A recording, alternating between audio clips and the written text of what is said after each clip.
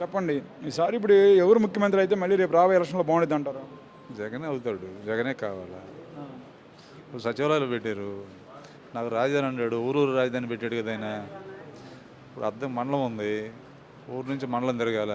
మండలం తిరగాలంటే వాడు పని కోసం పని మానుకొని 15 రోజులు 20 రోజులు తిరగాల. ఇక్కడికి వచ్చి మా బడులు పై రోజుల చేత చెప్పించుకోవాలా, వాళ్ళకి డబ్బులు ఇవ్వాలా. ఇవాళ ఊళ్ళోనే పోయి పని చేయించుకుంటున్నారు, కరోనాగా పని చేయించుకుంటున్నారు, వాళ్ళ పని 10,000 రూపాయలు సంపాదించుకుంటున్నారు. ఎవడో రికమెండేషన్ సంపాదించు, చిన్నోడికి పెద్దోడికి నాయకుడితో పని లేకుండా పని చేస్తున్నాడు. కాళ్ళు పట్టుకుందామని ఎందుకు అనుకుంటారు? నా ఓటేసేవాడు సలహా లేకుండా పని చేస్తుంటాడు కదా. రాజధాని రాజధాని అన్నారు, రాజధాని ఎవరికి? ఆయనకు అవసరం, నీకు నాకు అవసరం లేదు కదా. మనం రాజధానితో పోతామా? పోం కదా. ఈయనేదో దేశం అప్పుల్లో పోయింది, జనం అంతా మాయమైపోయారు, మంట కలిసిపోయారు అంటారు. వాళ్ళ సొమ్ము తీసుకొచ్చి పెడతారా? పవన్ కళ్యాణ్ ఇంటి సొమ్ము పెడతాడా? చంద్రబాబు ఇంటి సొమ్ము పెడతాడా? జగన్మోహన్ రెడ్డి దేశాన్ని తీసుకొచ్చి ఎట్లా తీసుకొస్తున్నాడు, ఏం చేస్తాడు, పెడుతున్నాడు.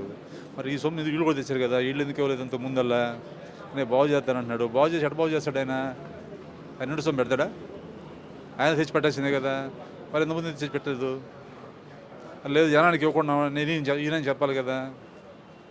అప్పుల్లో ఉన్నాను, అప్పులు తెచ్చాను జనానికి ఈయన చెప్పాలి కదా. మరి అది చెప్పడు, నేనేదో చేస్తానంటాడు. ఇప్పుడు చెబుతాడు, ఎవడన్నా పిచ్చోడు ఎవడు నమ్మినా కోటై కమిటీ అంటాడు, పొలై కమిటీ అంటాడు. ఆ కమిటీ 5 సంవత్సరాలు వస్తాయి, వాడు దిగిపోతాడు.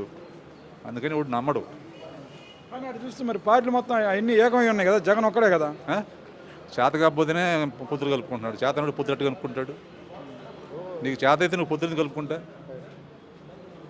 నీ ఇంటి పెత్తనం నువ్వు చేస్తున్నావు, 4 ఏళ్ళు నీ ఇంటి కింద పెత్తనం మొత్తాను నువ్వు చెయ్యి, అది గొప్పతనం. కానీ నువ్వురా నేను అందరికీ అడుగుతాను అని చెప్పినాడు, సమాధానం ఏముంటాడు? జగన్ గెలుస్తాడు అయితే. డెఫినెట్గా గెలుస్తాడు.